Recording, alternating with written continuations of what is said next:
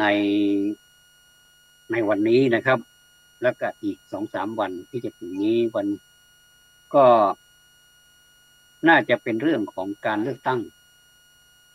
เพราะว่าการเลือกตั้งนั้นอย่างที่ทุกคนทราบนะครับว่ามันคือการคัดเลือกบุคคลซึ่งก็เป็นคนไทยเรานี่แหละก็เป็นคนไทยแล้วแต่ว่าใครจะมีสถานะอะไรแต่ว่าถือว่าเป็นสถานะของประชาชนเป็นพลเมืองของประเทศที่อาสาเข้ามามีหลายพรรคนะครับมีหลายพรรคเหลือเกินซึ่งถ้าจะว่าไปแล้วมีกี่พรรคนี่67 พรรคนะครับ67 พรรคก็แล้วแต่ท่านเมื่อเปิดดูแล้วนี่กกตเขาก็ส่งหนังสือซึ่งเป็นรูปเล่มสวยงามนะครับขึ้นโลโก้ว่าสำนักงานคณะกรรมการการเลือกตั้งประจำจังหวัดเชียงใหม่การเลือกตั้งสมาชิกสภาผู้แทนราษฎรจังหวัดเชียงใหม่เขตเลือกตั้งที่5อันนี้พูดถึงเขต5อย่างเดียวนะครับประกอบด้วยอำเภอแม่แตงอำเภอสะเมิงอำเภอกัลยาณิวัฒนาอำเภอแม่ริมนี้ได้4 ตำบลนะครับเดี๋ยวก่อนเฉพาะตำบลริมเหนือตำบลสันโป่งตำบลขี้เหล็กเกิน3เกิน4แล้วนะตำบลสะลวงตำบลห้วยทรายตำบลแม่แรมตำบลโป่งแยงและตำบลลิงใต้นะครับอันนี้กกตเป็นผู้พิมพ์เองประกอบด้วยอำเภอแม่แตงสะเมิงกัลยาณิวัฒนาแม่ริมอำเภอแม่ริมนี่ก็มีเฉพาะริมเหนือสันโป่งขี้เหล็กสะลวงห้วยทรายแม่แรมโป่งแยงและริมใต้นอกจากนี้ไม่ใช่นะครับท่านอย่าไปลงผิดเพราะว่าการแบ่งเขตกันนั้นชัดๆเป็นอย่างนี้นะครับแล้วก็มีคำว่าเลือกตั้งสสไทยโหวตสร้างสรรค์ประเทศไทยพร้อมใจไปเลือกตั้งนะครับเพราะฉะนั้นในวันอาทิตย์ที่14พฤษภาคม2566นี้เวลา8 นาฬิกาถึง17 นาฬิกาท่านก็สั่งท่านให้ไปสู่คูหาเลือกตั้งที่ท่านมีชื่ออยู่นะครับเพื่อเป็นการแสดงสิทธิ์ขอให้แสดงสิทธิ์อย่างเต็มที่เลยนะครับอย่าทำให้บัตรเสียอย่าทำการอื่นใดที่ทำให้เป็นการให้คิดว่าวินิจฉัยว่าบัตรนี้เสียก็จะไม่ได้ประโยชน์อะไรจากการที่เราเดินไปแล้วมันจะเป็นผลในอนาคตด้วยนะครับผมเข้าใจทุกท่านดีนะครับว่าหลายท่านมีความเบื่อหน่ายทางการเมืองเพราะว่าบางทีการเมืองมันก็สลับซับซ้อนแต่ว่าเราต้องนึกอีกมุมหนึ่งนะครับว่าการที่เราไปเลือกตั้งนั้นเสียงของเราเป็นเสียงสวรรค์นะครับ1 เสียงก็เท่ากับโอ้โหเงินเป็นหลายแสนนะครับ1 เสียงแล้วถ้าเป็น10 เสียงล่ะกี่ล้านล่ะครับคนหลายล้านแล้วมันจะเป็นกี่ล้านนะครับเพราะฉะนั้นนี่ท่านไปที่เขตที่เลือกตั้งมันจะมีหน่วยอยู่บางที่ก็จะมี2 หน่วยนะครับมี2 หน่วยมี2 หน่วยเขาเรียกว่าหน่วยเลือกตั้งที่7เนี่ยสมมุตินะครับหน่วยเลือกตั้งที่8เนี่ยก็จะมีประธานมีคณะกรรมการเรียกชื่อสั้นๆว่ากปนเป็นผู้ดำเนินการทุกสิ่งทุกอย่างนั้นจะไปคาดคั้นหรือว่าไปทำไปชี้แนะใครต่อใครในขณะนั้นไม่ได้เด็ดขาดนะครับเดี๋ยวนี้การหาเสียงก็เริ่มงวดมาเรื่อยๆนะครับแล้วก็พอถึงวันที่13เข้าใจว่าเป็น6 โมงเย็นใช่ไหมครับ6 โมงเย็นไปจนถึงรุ่งเช้าของวันที่14นี้จะหาเสียงไม่ได้แล้วก็บริเวณที่ติดป้ายใกล้ๆกับการที่พี่น้องประชาชนจะไปเลือกตั้งเนี่ยนะครับก็จะไม่มีถ้ามีก็จะรื้อลงก็จะยกป้ายลงหมดเลยไม่ได้ให้พรรคใดถือลิขสิทธิ์เป็นพิเศษสมมุติว่ามีคนถามว่ามันจะมันจะใกล้แค่ไหนแค่สายตามองเห็นก็เอาลงแล้วนะครับไม่ให้ประชาชนได้เห็นก็จะอำนวยความสะดวกให้ประชาชนที่ไปใช้สิทธิ์เลือกตั้งโดย ประชาชนนี่ตรวจสอบรายชื่อก่อน แล้วก็แสดงบัตรประชาชน รับบัตรเลือกตั้ง2 ใบ แล้วก็เข้าคูหากากบาทกากบาทนี่ก็สำคัญนะครับ ใครจะไปกากบาทแบบเลขคูณที่มันมีแบบยังไงอ่ะเหมือนกับกากบาทแต่ว่าไม่ให้มันเป็นกากบาทจริงๆก็คือขีด2 ครั้ง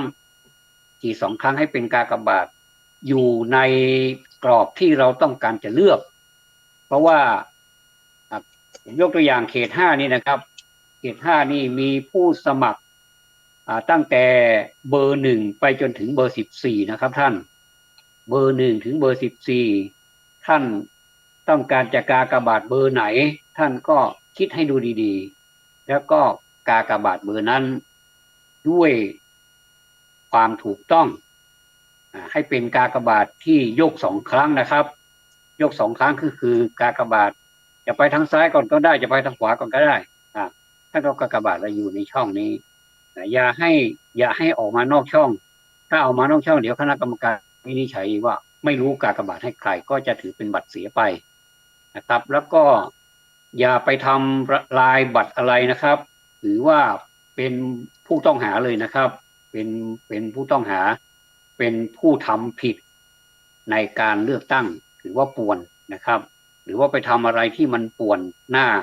าคูหาเลือกตั้งนี้ก็ไม่ได้นะครับจะมีเจ้าหน้าที่รปภมีเจ้าหน้าที่ตำรวจดูแลอยู่ที่ดูแลนี่ไม่ได้ไปสกัดกั้นอะไรครับเพียงแต่ว่าอำนวยความสะดวกให้แก่ผู้ที่ไปเลือกตั้งนะครับไปใช้สิทธิ์อย่างเต็มที่และก็ในขณะเดียวกันก็ดูแลความสงบเรียบร้อยไปในตัวด้วยวันนั้นเจ้าหน้าที่ที่ดูแลความปลอดภัยเนี่ยทำงานหนักมากเลยนะครับเราก็งดเสียวันหนึ่งเหมือนกับว่าวันนั้นนี่เราไม่รู้จักกันนะครับถือว่าเข้าสู่เกมแล้วเหมือนกับการเล่นกีฬาเลยถึงแม้ว่าบ้านจะติดกันจะเป็นพี่น้องกันนะขนาดไม่ต้องว่าบ้านติดกันนะครับขนาดเป็นพี่น้องกันยังจะเอาเป็นเอาตายเลยก็คือต้องเอาชนะให้ได้จนสุดกำลังนะครับจนสุดกำลังนี่หมายถึงสุดกำลังตัวเองเลยแล้วก็พร้อมทั้งทีมงานเนี่ยนะครับสุดกำลังและก็อยู่ในกรอบของกติกาด้วยนะครับไม่ใช่ว่าเล่นแล้วก็มีลูกเล่นมากเกินไปจนทำให้เกิดกรณีที่ว่าเป็นการโกงอะไรเนี่ยไม่ได้อันนี้กีฬาก็เหมือนกันนะครับแต่การแข่งขันกีฬานั้นมันก็คล้ายๆการแข่งขันกีฬาเหมือนกันนะครับแต่เราไม่เอาเล่นนะครับอันนี้เอาจริงแต่การแข่งขันกีฬานั้นกีฬาแปลว่าเล่นนะครับทีนี้เมื่อใครสมมุติว่าการเล่นกีฬาเมื่อใครทำผิดกรรมการก็มีสิทธิ์ที่จะดำเนินการได้ถึงแม้ว่าจะเป็นพี่เป็นน้องกรรมการเป็นพี่แต่น้องเนี่ยเป็นผู้เล่นในสนามจำเป็นจะต้องทำตามกติกานะครับไม่รู้จักกันในขณะนั้นพี่กับน้องไม่รู้จักกันแต่กลับไปบ้านแล้วก็รู้จักกันเหมือนเดิมนะครับเพราะฉะนั้นนี่ผมก็เลยถือโอกาสนี้นะครับช่วยประชาสัมพันธ์เพราะอะไรครับที่ผมต้องมาพูดในวันนี้เพราะมันใกล้ที่ถึงวันที่จะเลือกตั้งแล้วนะครับผมขอทำความเข้าใจใหม่วิสัยทัศน์นะครับเราควรจะทำใจร่มๆและพิจารณาไปเรื่อยๆไปช้าๆดูเนี่ยหนังสือเนี่ยหนังสือเล่มสีเหลืองๆเนี่ยสีเหลืองๆแต่ว่าสีเหลืองก็ใช่นะครับสีเขียวอ่อนก็ใช่นะจะอธิบายไว้อย่างละเอียดเลยนะครับเนี่ยหนังสือเล่มนี้นะครับถ้าผมว่านะครับถ้าตีเป็นราคาละมันเกินราคานะครับบางทีหนังสือเล่มขนาดนี้นะครับมันไม่ใช่ A4 แล้วครับมันจะเป็นมากกว่า A4 ใหญ่กว่าแล้วก็สะดุดตาด้วยนะครับแล้วก็เปิดไปทีละหน้านะครับมีเวลาอยู่บทบาทหน้าที่ของพลเมืองไทยกับการใช้สิทธิ์เลือกตั้งเนี่ยนะครับก็จะมีอยู่แล้วก็อ่านไปเรื่อยๆอ่านช้าๆนี่ไปรษณีย์ส่งมานะครับไม่ได้ระบุบ้านเลขที่ก็จะส่งทุกบ้านนะครับก็จะส่งทุกบ้านแล้วก็เราก็อย่าไปทำร้ายหรือทำลายสิทธิ์ของเราเพราะว่าสิทธิ์ของเรานั้นมันมีค่ามหาศาลเลยทีเดียว หนึ่งเสียงนะครับโหมีค่ามากเลยทีเดียวเป็นเอาอะไรมาเทียบก็ไม่ได้นะครับเพราะว่าการที่เราใช้สิทธิ์ของเราเนี่ยจะภูมิใจมากๆเลยถึงแม้ว่าใครจะไปกาให้บุคคลใดอันนั้นเป็นเรื่องของท่านเป็นเรื่องของการใช้สิทธิ์ไม่มีใครไปชี้แนะไม่มีใครเป็นบอกให้ท่านกาคนนั้นกาคนนี้แต่เพียงแต่ว่าเราจะอธิบายให้ท่านถ้าท่านไม่เข้าใจว่าสีเขียวมันคืออะไรสีม่วงมันคืออะไรอย่างนี้ครับมันยังมี2 สีลำบากหน่อยนะครับรบกวนพิจารณาให้ดูดีๆนะครับอย่าไปใส่ไปจะไปหย่อนบัตรผิดเอาสีเขียวไปใส่หีบสีม่วงเอาสีม่วงไปใส่หีบสีเขียวเนี่ยมันจะมีปัญหาคณะกรรมการกปนก็ทำงานหนักขึ้นอีกนะครับสงสารลูกหลานเราบ้างก็ลูกหลานของท่านนั่นแหละเป็นคณะกรรมการนะครับก็เราก็ไปอบรมก็คัดเลือกกันมาแล้วก็ฝึกอบรมกันก็คิดว่าพอสมควรแก่การเข้าใจแล้วนะครับแต่เราก็จะทุ่มเททุกอย่างก็เพื่ออะไรครับคณะกรรมการกปนนี่ก็มีประธานรวมกันทั้งหมดประธาน1 คนแล้วก็คณะกรรมการอีก8 คนก็เป็น9 คนจะทำหน้าที่อย่างเข้มข้นเลยนะครับในวันนั้นอย่างที่ว่าไม่มีใครรู้จักใครนะครับจะไปชี้แนะเป็นตัวเลขเป็นอะไรไม่ได้นะครับผิดผู้ให้ก็ผิดคนรับก็จะผิดบ้างจะผิดด้วยก็ได้นะครับนี่ก็เมื่อวันที่7ผ่านไปนี้ก็ปรากฏว่าคึกคักนะครับคึกคักผมหลายท่านก็ดูทางสื่อแล้วคึกคักมากเหลือเกินโดยเฉพาะที่จังหวัดโคราชหรือว่าเรียกเป็นภาษาราชการว่าจังหวัดนครราชสีมาเนี่ยคนไปใช้นี่คึกคักมากทีเดียวเราก็ชื่นใจนะครับเห็นภาพแล้วคึกคักชื่นใจเราก็อยากจะเห็นภาพของพวกเราบ้างในเขต5เนี่ยนะตั้งแต่เบอร์1ไปจนถึงเบอร์14เนี่ยท่านจะอีกกากบาทในสี่เหลี่ยมนะได้เพียงหนึ่งกากบาทเท่านั้นอย่าไปกาเกินนะครับและกาให้มันตรงกับกรอบด้วยกรอบสี่เหลี่ยมนะครับกรอบสี่เหลี่ยมจัตุรัสเนี่ยนะครับก็จะมีกรอบสี่เหลี่ยมให้แล้วก็ใช้ปากกาของเราเนี่ยปากกานี่ทางที่ดีท่านไปใช้ปากกาที่เขาเตรียมไว้ที่คูหาดีกว่านะครับอย่าได้เตรียมปากกาของตัวเองไปเกิดจะมีปัญหานะครับเราก็มีวัสดุอุปกรณ์ให้หมดเลยไม่ต้องห่วงนะครับไม่ต้องเตรียมไปนะครับและเดี๋ยวนี้ต้องระมัดระวังอย่างยิ่งเลยนะครับเพราะว่ามันเป็นงานของประเทศระดับประเทศชาติของเราที่จะต้องดูแลพวกเราไปอีกนานอย่างน้อย4 ปีนะครับ4 ปีครั้งแล้วก็กลับมาเลือกตั้งกันใหม่ผมอยากจะให้รัฐบาลใหม่ที่เกิดขึ้นเนี่ยอยู่ครบ4 ปีเพื่อจะได้พิสูจน์ผลงานที่ได้แถลงแก่ประชาชนเป็นอันดับแรกอันนี้เรียกว่าการแถลงนโยบายผ่านหนังสือผ่านเอกสารซึ่งเป็นรูปเล่มสีเหลืองเนี่ยนะครับอย่างหลากหลายเลยทีเดียวนะครับอย่างหลากหลายเลยทีเดียวพรรคหมายเลข1พรรคหมายเลข2ไปจนถึงพรรคหมายเลข67นะครับก็มีชื่อแตกต่างกันไปอันนี้ก็เป็นความหวังดีของแต่ละพรรคนะครับที่จะเข้ามาแก้ปัญหาหรือว่าเข้ามาเสริมยอดเดิมที่มันดีอยู่แล้วแล้วก็มา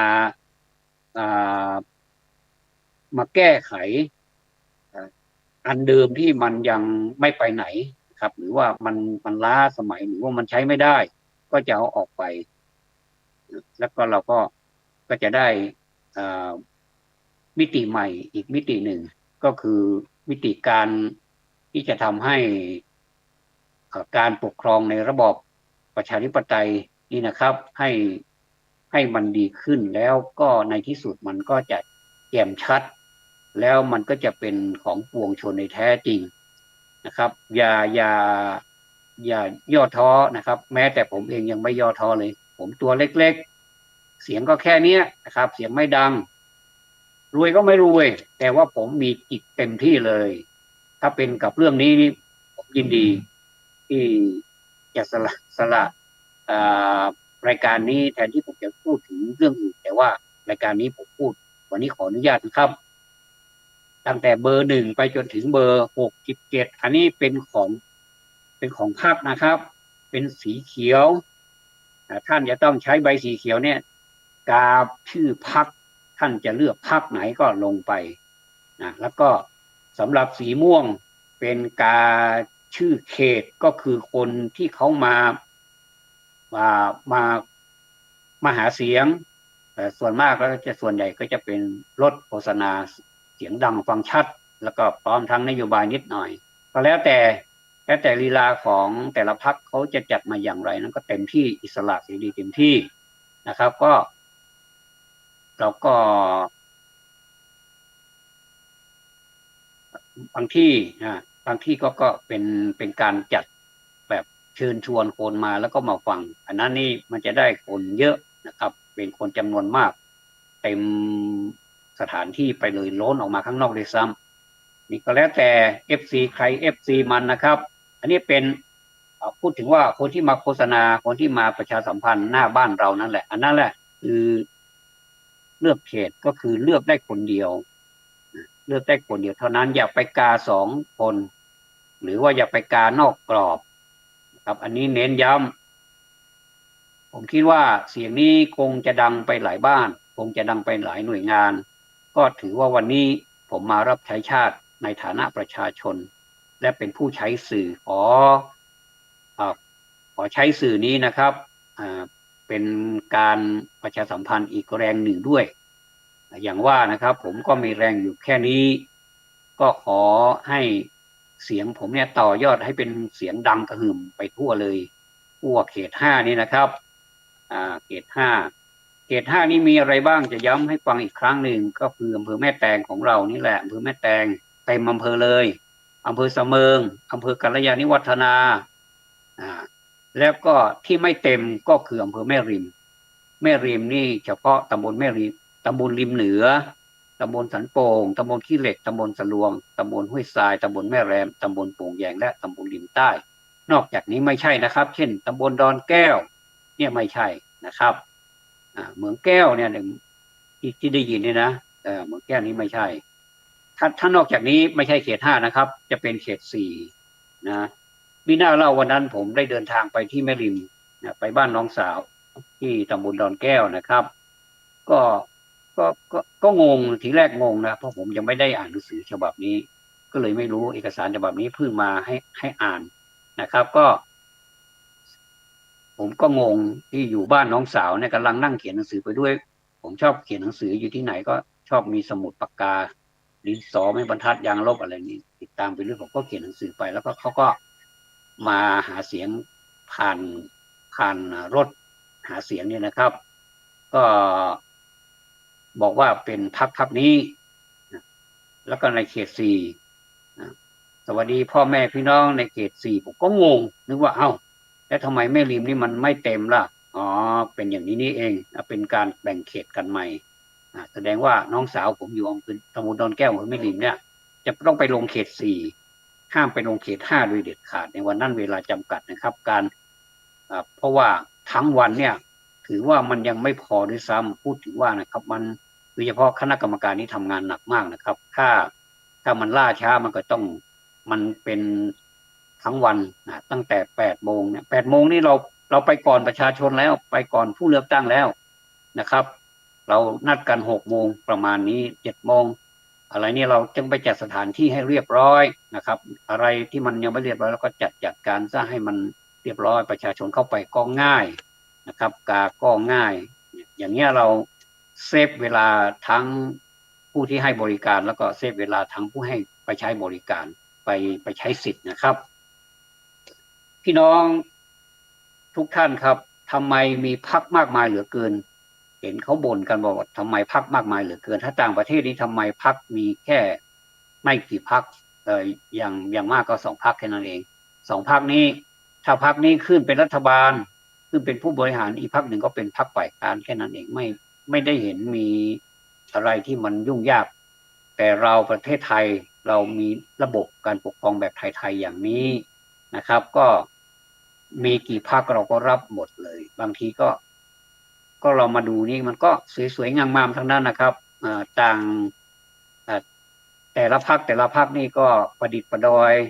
โลโก้ออกมาก็ดูแล้วน่าดูนะครับก็เหมือนกับเป็นศิลปะของแต่ละพรรคไปนะครับก็เป็นการสื่อสารมนุษย์เรานี่มีการสื่อสารที่เจริญนะครับไม่ว่าจะเป็นการสื่อสารทางออกมาทางเปเปอร์เนี่ยทางกระดาษเนี่ยสวยงามแล้วก็จัดหน้าดูสวยงามดีนะครับแล้วก็มีสีสันสำหรับพรรคนั้นผมสำหรับสสเขตนี่หมายถึงได้คนเดียวนะครับถ้าสสพรรคเนี่ยถ้าสมมุติว่า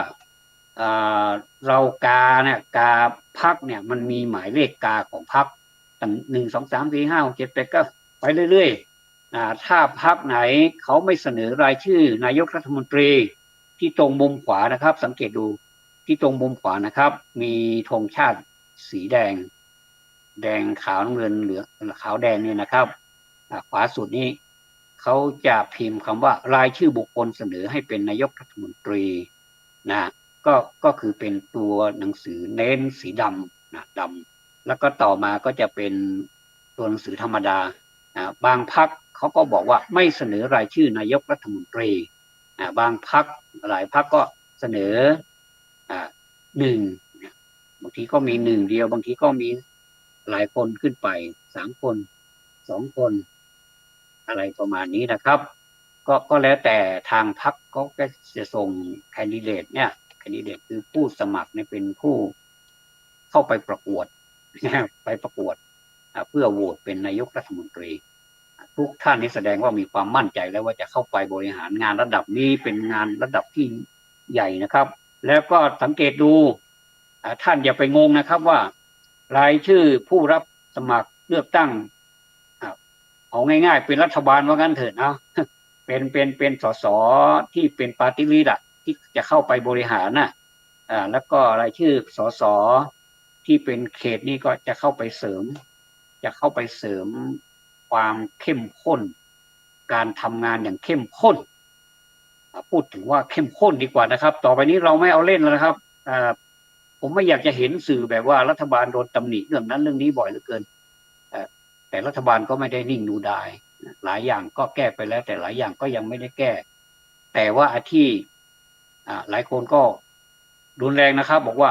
หมกเม็ดอย่างนี้นะผมก็ไม่อยากจะได้ยินอย่าไปหมกเม็ดเลยดีกว่านะครับเราหาเสียงแบบไหนเราก็ต้องทำงานแบบนั้นจริงๆนะครับเพราะว่านโยบายเนี่ยโหสวยหรูนะครับแต่ละพรรคนี่สวยหรูแล้วทำไมล่ะนโยบายนี้มันมีส่วนเกี่ยวข้องกับอะไรเกี่ยวข้องกับเราอย่างไรบ้างแน่นอนที่สุดนะครับเกี่ยวข้องแน่นอนเพราะว่านโยบายเนี่ยเป็นสิ่งที่เราสัญญาต่อประชาชนต่อพี่น้องเราก่อนว่าเราเข้าไปแล้วเราจะทำอย่างนี้แล้วก็ไปแถลงนโยบายที่รัฐสภาหรือว่าสภาผู้แทนราษฎรอีกครั้งหนึ่งแล้วก็มีการอภิปรายกันแบบเข้มข้นแบบส่วนมากเราจะมองไม่ค่อยดีหรอกนะครับก็จะชี้ข้อบกพร่องซึ่งมันก็เป็นการดีถ้าไม่อย่างนั้นเราก็จะเรียกว่าสสทำไมนะเป็นตัวแทนก็ต้องแบบเข้มข้นแล้วก็มีข้อมูลในตัวข้อมูลเพียบแล้วก็เป็นข้อมูลที่จริงด้วยนะครับอย่าเอาข้อมูลที่มันเสียเวลาที่เข้าคือยังไงตั้งแต่เช้ายันค่ำจนดึกดื่นอย่างเงี้ยบางทีมันก็ไปเสียเวลาตรงประท้วงกันบ้างอะไรกันบ้างอันนี้ประชาชนเบื่อหน่ายอยากจะให้รัฐสภานี่แบบให้เป็นตัวอย่างนะครับเป็นสภาผู้แทนราษฎรเนี่ยแล้วก็เป็นสมาชิกสภาผู้แทนราษฎรเนี่ยเป็นตัวอย่างเพราะพวกเราเต็มใจให้ท่านไปเป็นสสด้วยความเต็มใจถึงได้เทคะแนนให้ท่านหลายท่านก็ต้องเคารพนับถือคารวะจริงๆนะครับขอคารวะจริงๆว่าเข้าไปแล้วนี่เปลืองตัวมากเลยแต่ว่าเขาก็ถือว่าเป็นเรื่องสนุกผมถือว่าถ้าการทำงานนี้เป็นเรื่องสนุกนะครับมีชีวิตชีวามีสีสันแต่ถ้าเข้าไปในงานแล้วมันรู้สึกหดหู่เหลือเกิน วันนี้ไม่รู้จะเจออะไรบ้างอย่างเนี้ยนะครับหน้างอมาตั้งแต่บ้านเลยนะครับถ้าอย่างนี้นี่ผมว่าประเทศมันไปไม่ได้มันหาทางออกไม่ได้ขนาดหัวกะทิแล้วเนี่ยถือว่าทุกท่านที่เข้าไปอ่า400ชีวิตเนี่ยนะครับเฉพาะสสที่เราเลือกคนเดียวเนี่ยเขตเราเนี่ย400ชีวิตทั่วประเทศนี้400ชีวิตก็ยังไงถ้าหากว่ามีความเครียดมากไม่ต้องถึงกับมากแต่ว่าประชาชนก็เริ่มจะไม่ค่อยสบายใจแล้วแต่ว่าถ้าอภิปรายไปแล้วก็มีหลักฐานชัดเจนแล้วก็พูดแบบสสในสภาผู้แทนอันทรงเกียรตินี่แหละนะแล้วก็จะไม่มีปัญหาประธานก็ไม่ได้ทำงานมากเพราะว่าสสเขารู้สึกสำนึกรู้สึกรู้สึกยังไงรู้สึกว่าอยู่ในหัวตลอดครับอยู่ในศีรษะนี่ตลอดเลยว่าเอ่อประชาชนส่งเขาเข้ามาจะต้องทำงานอย่างเต็มที่แล้วก็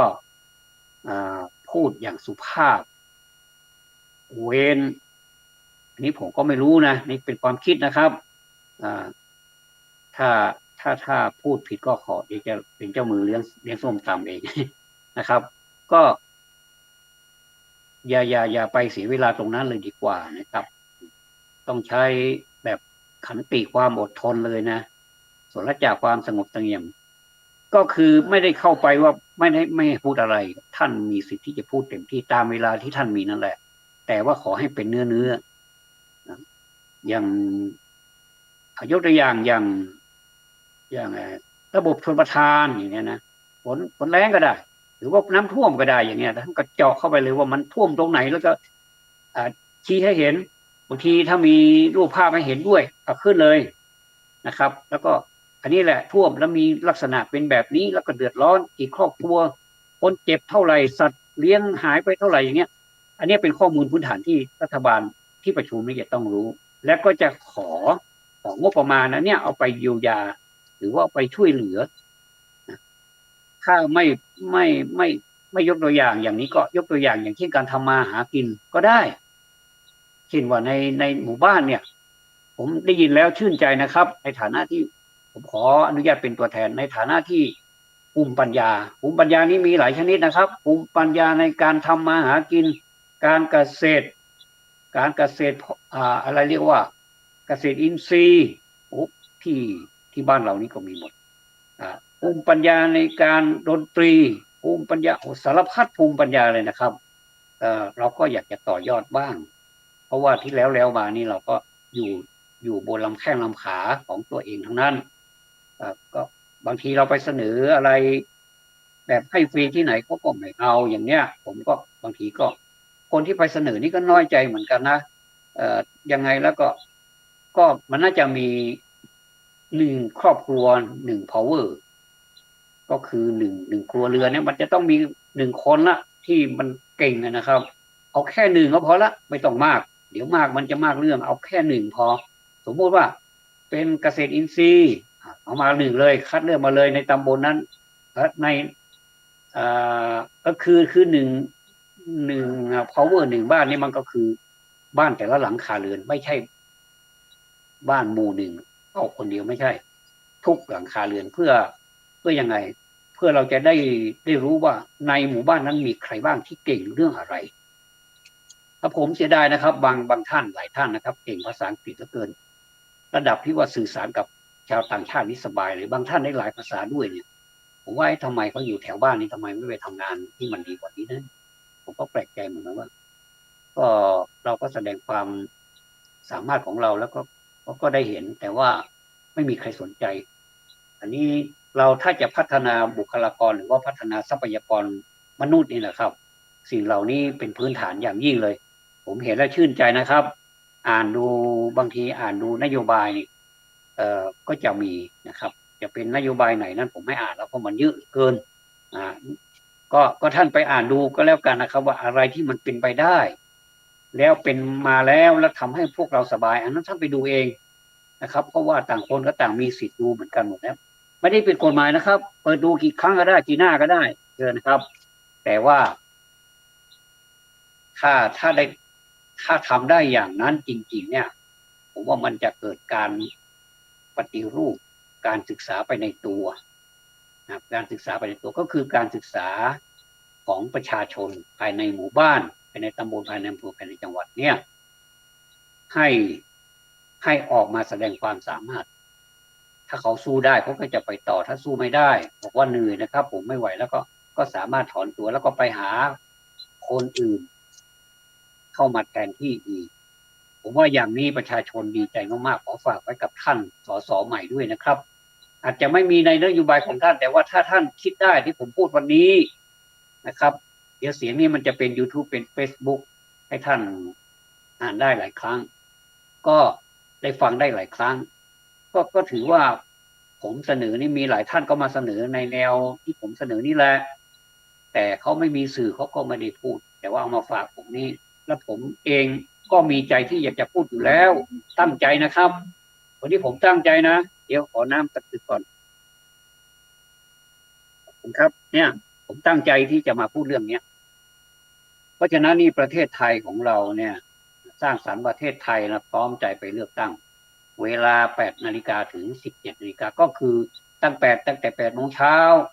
นะครับเปิดหีบและประธานก็จะประกาศประกาศการเปิดหีบประกาศนะครับแล้วก็เริ่มดำเนินการเข้าแถวใครมาก่อนก็ได้ลงก่อนใครมาทีหลังก็ได้ลงให้เป็นระเบียบเรียบร้อยเหมือนกับคนได้บัตรคิวเวลาเราไปสถานที่ใช้บริการเช่นธนาคารไปรษณีย์อย่างนี้เป็นต้นเขาก็จะมีบัตรคิวให้เดินไปแต่นี้เราไม่ได้ให้บัตรคิวนะครับใครไปก่อนได้ก่อนใครไปหลังก็ได้หลังเป็นบัตรคิวธรรมชาติไม่ต้องเขียนบัตรคิวไม่ต้องมีบัตรคิวให้แต่ว่าท่านไปก่อนแสดงว่าท่านให้ตัวเองนะไปอยู่คิวบางบางคนก็อยู่คิวที่1เลยนะไปตั้งแต่คูหายังไม่เปิดเลยไปนั่งรอเนี่ยผมก็เคยตอนนั้นผมมีสิทธิ์เลือกตั้งอยู่ในอำเภอเมืองแถวตำบลไหยานะครับผมก็ไปเป็นคนแรกเลยท่านผมทำอย่างนี้หลายปีรู้สึกมีความสบายมากแต่ว่าก็ไม่เป็นไรนะครับใครจะไปที่2ที่3ไม่เป็นไรอันนี้ผมอยากพิสูจน์ตัวเองว่าตัวเองเนี่ยมีความเรียกว่าอะไรเขาเรียกว่ามีศักยภาพเท่าไหร่มีความสนใจมากน้อยเท่าไหร่ความจริงเรื่องการเมืองผมสนใจมากเลยนะครับแต่ไม่ได้มาคุยไม่ได้มาพูดให้พวกเราทะเลาะกันนะมาพูดให้เราต่อยอดจากการที่ทางกกตเนี่ยคณะกรรมการเลือกตั้งเนี่ยให้พิมพ์ด้วยเงิน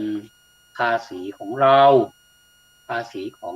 องเรานี่แหละประเทศชาตินี้แหละก็คือของเราภาษีที่เก็บจากโน่นจากนี่มาก็ไปรวมกันแล้วก็ผันมาเป็นค่าพิมพ์เนี่ยนะครับแต่ละรูปเล่มก็สวยงามนะครับก็มีเล่มที่รองมาอีกก็น้อยกว่า A4 น้อยกว่า A4 นะครับก็อันนี้ก็จะเป็นคู่มือประชาชนรณรงค์เผยแพร่การเลือกตั้งสสอันนี้เป็นตัวหนังสือสีแดงตัวหนังสือสีแดงรูปเล่มสวยงามมากนะครับกระดาษหนางามมากเลยการเลือกตั้งสสวันอาทิตย์ที่14 พฤษภาคม 2566 เวลา8 นาฬิกาถึง 17 นาฬิกา8 โมงภาษาบ้านเรา8 โมงตรงไปถึง5 โมงเย็น5 โมงตรงมีอีกข้อหนึ่งนะครับถ้าสมมุติว่าใครไปหลังเวลาด้วยเหตุผลใดก็ตามแต่ว่าไม่อยากจะให้ท่านไปหลังเพราะว่าท่านจะไม่สะดวกมันเป็นการแบบลูกลี้ลุกลนเหลือเกินไปในเวลาที่ตั้งแต่8ไปจนถึง5 โมงเนี่ยตั้งแต่8 โมงเช้าเนี่ยไปถึง5 โมงเนี่ยกำลังเหมาะพอดีในช่วงไหนก็ได้ท่านเห็นว่าตอนบ่ายมันร้อนนะเราก็ไปตอนเช้าเลยเราไปตอนเช้าเลยใช้สิทธิ์ให้เต็มที่นะครับก็เป็นเรื่องของเราโดยเฉพาะแล้วนะครับผมพูดค้างไว้ว่าถ้าสมมุติว่าใครไปหลังนี้ใครไปหลังถึงหลัง17 นาฬิกาก็คือ5 โมงนี้นะครับท่านยังเข้าแถวอยู่ยังไม่หมดเจ้าหน้าที่ก็จะตัดออกเลยแล้วก็จะไม่ใช่ตัดนะครับก็จะให้ท่านสมมุติว่ามี10 คนก็ให้ท่านทั้ง10 คนใช้สิทธิ์วันนั้นไปอบรมท่านกกตเขตนะครับอาจารย์สมโชคขอ อเอ่ยนามนะครับ ผมไม่เป็นไรนะครับ อาจารย์เอ่อท่านได้บอกว่า แม้จะมีคนเป็นร้อยเจ้าหน้าที่ก็อำนวยความสะดวกให้เขาตั้งแต่1 ถึง 100ให้หมดเลย มันจะเข้าค่ำคืนอะไรไม่เกี่ยวกับเราไม่สนใจเรื่องเวลาเวลาไม่ใช่ปัญหา เราจะอุทิศกันเต็มที่ไม่มีการขึ้นเบี้ยเลี้ยงนะครับ ก็ถือว่าเราทำงานเต็มที่ที่เหลือจาก17 นาฬิกานี้ถือว่าเป็นการอุทิศพิเศษก็แล้วกันท่านไปได้แต่ถ้าท่านไปใช้สิทธิ์ของท่านได้แต่ถ้าอยู่ในเวลานี้จะสวยมากเลยสวยงามมากเลยนะครับทุกท่านนะครับเตรียมตัวไว้เดี๋ยวนี้เอาไอ้เนี่ยเอกสารสีเหลืองเนี่ยหน้าปกสีเหลืองเนี่ยเล่มใหญ่ๆเนี่ยของกกตเนี่ยสำนักคณะกรรมการการเลือกตั้งนี่นะครับประจำจังหวัดเชียงใหม่นี่นะครับถ้าเป็นจังหวัดอื่นเขาก็จะไปเป็นประจำจังหวัดลำพูนลำปางว่าไปนี่มันเป็นข้อของเราในอำเภอแม่แตงเขต5ซะด้วยนะครับก็ท่านก็เปิดดูได้ละนะไม่ได้ไปไหนก็เปิดดูช่วงนี้เป็นช่วงที่ต้องศึกษาเราเป็นนักเรียนเหมือนกันนะครับเป็นนักศึกษาก็ศึกษาไปเรื่อยๆดูหน้าดูตาให้ละเอียดนะครับเนี่ยดูหน้าดูตาเนี่ยหน้าที่ไม่มีหน้าเนี่ยนะครับหน้าพิเศษเนี่ยนะครับหน้าพิเศษนี้ก็จะเป็นหัวกระดาษนี้จะเป็นกกตแล้วมีธงชาติแล้วก็มีรายชื่อผู้สมัครรับเลือกตั้งสมาชิกสภาผู้แทนราษฎรแบบแบ่งเขตเลือกตั้งนะครับทั้ง2 หน้านี่แหละหน้าพิเศษนี่ไม่มีหน้าเลยนะพอเป็นหน้า1ไปเนี่ยตั้งแต่หน้า5หน้า1เนี่ยจะเป็นรายชื่อผู้สมัครรับเลือกตั้งสสแบบบัญชีรายชื่อแต่หน้าพิเศษ2 หน้านี้ไม่มีหน้านะครับก็เหมือนกับเราพิมพ์หนังสือสารบัญก็เริ่มต้นหน้าแรกก็จะไม่มีหน้าแต่ว่าหน้าต่อไปก็จะเขียนเลข2หน้าที่2หน้าที่3หน้าที่4พอไปถึงหน้าที่5หน้าที่5บทข้อความของบทที่1แล้วอย่างนี้สมมตินะก็จะเป็นหน้าต่อไปนี้ไม่มีหน้าอีกแต่จะไปลงหน้าถัดไปนั่นแหละเหมือนกันอันนี้ก็กกตก็เนี่ยเราสังเกตดูนะครับการอ่านหนังสือนะครับไม่ได้อวดรู้ไม่ได้ฉลาดกว่าคนอื่นแต่ว่าเท่าที่ผมสังเกตมันเป็นอย่างนี้จริงๆมันเป็นระเบียบของการเขียนหนังสือไม่ว่าจะทำวิทยานิพนธ์ดุษฎีนิพนธ์อะไรก็ตามครับทำเพื่อเขารับปริญญาเนี่ยเพื่อการจบการศึกษาเนี่ยก็จะมีเป็นแบบนี้นะครับบางทีก็หนาปึกเลยนะครับอันนี้ก็ท่านมาศึกษากกตนะแล้วก็เขตเลือกตั้งที่5จังหวัดเชียงใหม่ก็จะพิมพ์เป็นหนังสือตัวหนังสือสีดำตัวหนาต่อมาก็จะเป็นตัวหนังสือไม่หนาเท่าไหร่รองมาจากเขตเลือกตั้งที่5จังหวัดเชียงใหม่ก็จะเป็นอำเภอแม่แตงอำเภอเสมิงอำเภอกัลยาณิวัฒนาพม่ามีพม่าแล้วก็มีอำเภอแม่ริมวงเล็บวงเล็บเปิดนะครับวงเล็บเปิดเฉพาะตำบลริมเหนือตำบลสันโป่งตำบลขี้เหล็กตำบลสะลวงตำบลห้วยทรายอำเภอตำบลแม่ริมตำบลโป่งแยงและตำบลริมใต้อันนี้ในส่วนของอำเภอแม่ริมชาวอำเภอแม่ริมคงจะเดือดร้อนหน่อยหนึ่งก็คือศึกษาให้มากหน่อยหนึ่งนะครับเพราะว่าถ้าเป็นเขต5เนี่ยถ้าอยู่ริมเหนือสันโป่งขี้เหล็กสะลวงห้วยทรายแม่แรมตำบลโป่งแยงและริมใต้เนี่ยจะต้องไปลงเขต5หมดเลยตั้งแต่เบอร์1ไปจนถึงเบอร์11นะครับก็เบอร์14ขออภัยเบอร์14นะครับนอกนั้นไม่ใช่นะครับเนี่ยเอามาศึกษาดูเป็นหน้าไปอันนี้ก็ดูแล้วก็จริงเอาจังทั้งนั้นนะก็ชื่อพรรคก็อยู่ซ้ายมือของเราอยู่ขวามือของผู้สมัครแล้วก็มีหมายเลขสี่เหลี่ยมอยู่ข้างล่างของพรรคนะข้างล่างของพรรคสวยงามมากบางท่านก็ใส่แว่นด้วยก็แล้วแต่ขอให้เป็นรูปลักษณ์เห็นรูปลักษณ์แล้วก็รู้จักเลยเป็นคนที่คุ้นเคยกับประชาชนนะครับต่างคนก็ต่างดีทั้งนั้นเลยแต่ว่าเราจะไปการันตีหรือว่าไปสำเร็จกันที่คูหาและก็สำเร็จจากการนับบัตรที่ท่านหย่อนไปคาดว่าบัตรเสียคงจะไม่มีผมไม่อยากให้มีบัตรเสียอยากจะให้ดีหมดเลยแล้วก็ เป็นบัตรดีหมดเลยให้เต็ม100%มันคงจะเป็นประวัติศาสตร์นะในเขตของเราเนี่ยคงจะมีประวัติศาสตร์หรือไม่เขตเลือกตั้งที่5เขตเลือกตั้งที่4ตั้งแต่1 2 3 4 5เนี่ยนะก็มาประกวดกันไปในตัวก็ได้บอกว่าในเขตเนี่ยในหน่วยเนี่ยไม่มีบัตรเสียเลยและโอนมา100%เลยอย่างเนี้ยนะก็เป็นความปรารถนาอย่างยิ่งแล้วก็เราก็จะภูมิใจว่าประเทศไทยของเรานี่มีพี่น้องให้ความสนใจกับการเลือกตั้งเนี่ยนะอย่าไปเบื่อนะครับผมอยากจะมาเสริมมาเติมให้ท่านมันมีคนดีอยู่ในเนี่ยเยอะแยะไปหมดแล้วแต่ความดีของแต่ละคนนี่จะเป็นความดีแบบไหนเขาเขาก็ตั้งใจกันทั้งนั้นเลยนะครับภาพแต่ละภาพผู้สมัครแต่ละผู้สมัครเนี่ยนะก็ตั้งใจกันทั้งนั้นเลยนะครับแต่ว่าอันนี้ผมพูดนะว่าดีหมดเลยแต่ท่านอย่าไปกาให้หมดเลยนะกาหนึ่งเดียวพอแล้วถ้าท่านกาเบอร์นี้ท่านจะรักพี่เสียได้น้องเนี่ยไม่ต้องไปรักเดียวใจเดียวเข้าไปนั่นเลยนะถ้าเป็นระบบเขตก็เลือกผู้แทนของเราที่ท่านดูแลเราเนี่ยหนึ่งเดียวเท่านั้นจะมีชื่อนี้ชื่อนี้ชื่อนี้นะเบอร์หนึ่งชื่อนี้เบอร์สองที่นี้เบอร์สองที่ชื่อนี้แล้วก็เบอร์14ชื่อนี้นะครับ1 2 3 4 5 ถึง 14ก็ ไปเลือกได้คนเดียวแล้วก็ขอย้ำหน่อยนะครับให้กายกปัญหายกดิปากกาของเราเนี่ย2 ครั้งจะเอาไปข้างซ้ายก่อนก็ได้ข้างขวาก่อนก็ได้แล้วก็ขีดตัดกันให้เป็นเหมือนกับกากบาทอยู่ในนั้นเลยไม่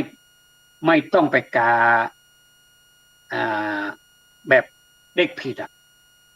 ถ้าผิดเนี่ยเขาจะมีเขาจะขีดตรงระหว่างที่เราขีดเนี่ยขนานไปเนี่ยให้เข้ากันอย่างเงี้ยไม่ได้นะครับ เป็นอย่างนี้เนี่ยถือว่าเป็นบัตรเสียทั้งที่เราขีดตรงนั่นก็ตามลงในไอ้สี่เหลี่ยมแล้วก็ตามเนี่ยนะแล้วก็มันก็ผิดเสียใจด้วยเราทำผิดไปเสียแล้วท่านอย่าดูว่ามันไม่มีความสำคัญนะครับผมนี่ส่วนตัวผมมีความสำคัญและผมให้เกียรติทุกท่านตั้งแต่เบอร์ 1ไปถึงเบอร์ 14แล้วแต่ท่านจะพิจารณานะว่าใครทำอะไรแก่เราที่ไหนอย่างไรทั้งในอดีตแล้วก็ในปัจจุบันนี้ใช้กันเกลื่อนไปหมดเลยไปดูก็แล้วกันนะว่าใครทำประโยชน์มากในขณะเดียวกันทำประโยชน์น้อยก็มีแต่ว่าทุกคนตั้งใจนะครับก็ขอประชาสัมพันธ์ฝากนี้ด้วยวันนี้เป็นเรื่องของการเลือกตั้งจริงๆเลยนะครับเมื่อเช้านี้ผมฟังยังมีเวลาเหลืออยู่ผมฟังอาจารย์แก้วสันอาจารย์แก้วสันออกมาพูดในรายการอย่าออกกฎหมายเอื้อประโยชน์อะไรในรายการมันคือกองไฟอยู่ในบัตรเลือกตั้งอยู่ในหีบเลือกตั้งเนี่ยนะครับเลือกแล้วมันถ้าแพ้นะครับถ้าแพ้ก็ถือว่าแพ้อย่าไปหาเรื่องให้เข้าไปดำเนินการเลยเสียงข้างมากให้เขาไปดำเนินการไม่ว่าจะเป็นพรรคไหนให้เขาไปดำเนินการอย่าไปจะไปตั้งรัฐบาลเสียงข้างน้อยอันนี้เป็นความรู้นะครับผมเองก็มีสิทธิ์พูดได้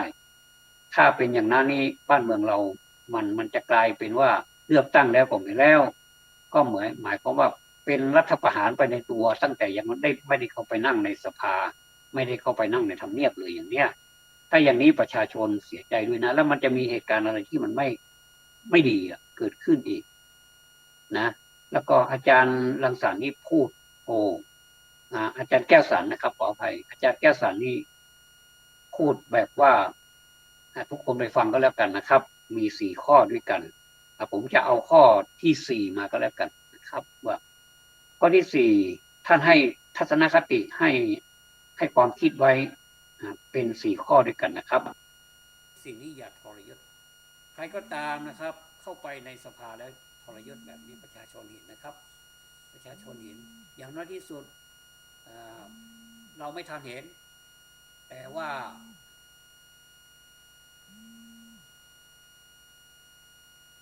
การ การที่ไปทำอย่างนั้นอ่ะไม่ว่าจะเป็นที่รับอะไรก็ตามนะครับ ก็ก็จะถือว่าเราทรยศต่อเสียงของเราที่ส่งตัวเราเข้าไปนั่งอยู่ในสภาหรือว่าไปนั่งทำเนียบเนี่ยนะครับ แล้วก็ท่านก็ย้ำเตือนอีกว่าอย่าออกกฎหมายเอื้อประโยชน์แก่ตนเองก็คือทุจริตนั่นแหละอันนี้ในมุมมองของอาจารย์แก้วสันซึ่งผมก็เห็นด้วยทุกข้อเลยนะครับตั้งแต่ข้อที่หนึ่งข้อที่สี่แต่ผมจะย้ำข้อที่สี่นะครับข้อที่หนึ่งข้อที่สองข้อที่สามท่านไปอ่านเอาเองท่านไปดูเอาเองก็แล้วกันว่าท่านพูดอะไรบ้างนะครับวันนี้ผมก็ได้เดินทางมาถึงช่วงสุดท้ายของรายการแล้วนะครับผมขอแนะนำอีกหน่อยนึงนะครับเนื่องจากว่าข้างหน้านี้ไม่มีสารบัญก็คือไม่ได้บอกไว้ว่าพรรคไหนอยู่หน้าไหนพรรคไหนอยู่หน้าไหนนะครับอันนี้เป็นข้อแสดงความคิดเห็นนะครับท่านจะฟังหรือไม่ฟังท่านกกตจะฟังหรือไม่ฟังก็แล้วแต่ท่านนะครับผมถือว่าใช้สิทธิ์ในความเป็นประชาชนแล้ววันนั้นผมก็จะใช้สิทธิ์เต็มที่ผมกาให้สมกับความภาคภูมิผมเลยและใช้ปากกาที่ครูหานั่นแหละไม่ได้ใช้ปากกาส่วนตัวครูหาเขามีไว้ให้ก็ใช้ปากกาให้เหมือนกันหมดเลยสีน้ำเงินก็สีน้ำเงินหมดเลยอย่าใช้สีแดงสีดำนี่ไม่ได้ก็ใช้สีน้ำเงินจะเตรียมไว้ให้ท่านไม่ต้องห่วงนะครับเตรียมไว้ให้ทุกท่านเลยเราถือว่าทุกท่านมีเกียรตินะครับที่ว่าเมื่อสักครู่นี้ว่าหน้าแรกเนี่ยอันนี้เป็นหน้าหนึ่งหน้าสองนี้เป็นหน้าพิเศษเนี่ยนะครับอันนี้ไม่ว่ากันพอหน้าที่ต่อไปนี่ตั้งแต่พรรคหมายเลขหนึ่งอันนี้เป็นพรรคแล้วนะเมื่อสองหน้าพิเศษเมื่อกี้นี่เป็นเขตนะครับเขตนี่หมายถึงผู้ที่มาโฆษณาให้พวกเราฟังทุกวันเนี่ยนะครับเดี๋ยวพรรคหนึ่งมันได้พรรคหนึ่งมาดังกระหึ่มกันไปทั่วนะไม่ใช่แต่เพียงคนเราจะได้ยินเทวดาก็ได้ยินนะครับท่านก็ได้ยินนะท่านให้สัญญาอะไรกับประชาชนไว้เทวดาบันทึกหมดแล้วผมเองก็บันทึกหมดแล้วทุกอย่างนี้มันต้องโปร่งใสตั้งแต่เริ่มแรกไปเลยนะครับเนี่ยถ้าเป็นผมให้ข้อคิดเห็นอย่างนี้นะครับพอไหนๆมันก็บอกเลขหน้าแล้วใช่ไหมเลขหน้า1 2 3 4 5ในที่นี้มันมี42เลขหน้าตั้งแต่เลขหน้าที่1จนถึงเลขหน้า42เป็นพรรคสุดท้ายพรรค67เนี่ยนะแล้วก็จบลงด้วยพรรค67เนี่ยเป็นหน้า42 1 ถึง 42เนี่ยผมอยากจะแสดงความคิดเห็นนะครับท่านคณะกรรมการการเลือกตั้งประจำจังหวัดเชียงใหม่ผมขอความกรุณาครั้งต่อไปท่านจะกรุณาเขียนสารบัญด้วยก็ได้ว่าหน้านี้หน้า1หน้า2เป็นพรรคอะไรนะเวลาประชาชนเปิดเขาสนใจเฉพาะพรรคในหัวใจของเขาเนี่ยในดวงใจของเขานี่มันอยู่ไหนก็ต้องมาเปิดบางทีไปเปิดที่เขาเป็นFCนะครับต้องเข้าใจนะครับถ้า FC นี่ก็จะชอบสิ่งที่เขาชอบก่อนนอกนั้นก็จะเป็นรองแต่ว่าก็ถ้าอ่านได้ทุกภาคก็จะดีนะครับเพราะว่าทุกภาคก็มีความปรารถนาดีต่อประเทศชาติ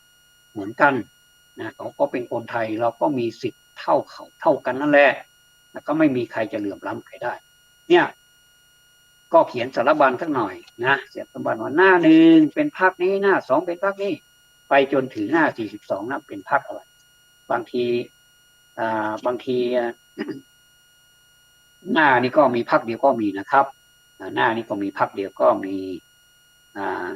อย่างเช่นไทยสร้างไทยหน้า23เนี่ยเต็มไปหมดเลยนะเต็มหน้าแล้วพอมาหน้า24นี่มี2พรรคอย่างเนี้ยเป็นต้นนะครับ แล้วก็ส่วนมากก็จะมี2พรรคหลังๆนี่จะเป็น2พรรคหมดเลยนะครับอันนี้ก็มีหน้า26นี่ก็เป็นพรรคเดียวเนี่ยเขาก็ให้นะถ้ามีนโยบายเยอะมีอะไรที่จะบอกราษฎรหรือว่าบอกประชาชนเนี่ยเยอะเขาก็จะให้พิเศษไปเลยไม่ได้แล้วก็อีกอย่างหนึ่งยังพรรคใหญ่ๆเนี่ยเขาก็จะส่งนะจะส่งปาร์ตี้ลิสต์เนี่ย90ก็มี90คนนะ100ก็มี 97ก็มีนะก็ก็แล้วแต่เขาส่งได้แค่นั้นบางที่ก็เสนอชื่อนายกรัฐมนตรีด้วยนะบางท่านบางพรรคก็ส่งไม่มีผู้สมัครเขตแต่ลงมาเป็นสมัครปาร์ตี้ลิสต์14ท่านก็มีน้อยกว่านี้ก็มี16ก็มีนะครับก็ไม่เป็นไรก็ดูอันนี้ผมขอบคุณนะครับถ้าหากว่าไปทำได้ในโอกาสต่อไปถ้าเป็นลักษณะนี้ประชาชนก็จะมองเห็นชัดนะครับวันนี้ผมทวัชสำริดเป็นผู้ดำเนินรายการจำนำจาพูดในเรื่องของการเลือกตั้งซึ่งมีความสำคัญมากมาพอสมควรแก่เวลาแล้วนะครับขอขอบพระคุณทางสื่อ 104.50 เมกะเฮิรตซ์ท่านพระครูสมุวิสุวัฒน์วรอิโจครับเจ้าอาวาสและผู้อำนวยการสถานีซึ่งท่านอยู่วัดฝายหินตำบลสุเทพอำเภอเมืองเชียงใหม่นะครับขอบพระคุณเป็นอย่างสูงและขอบพระคุณทุกท่านที่ติดตามรับฟังกันนะครับ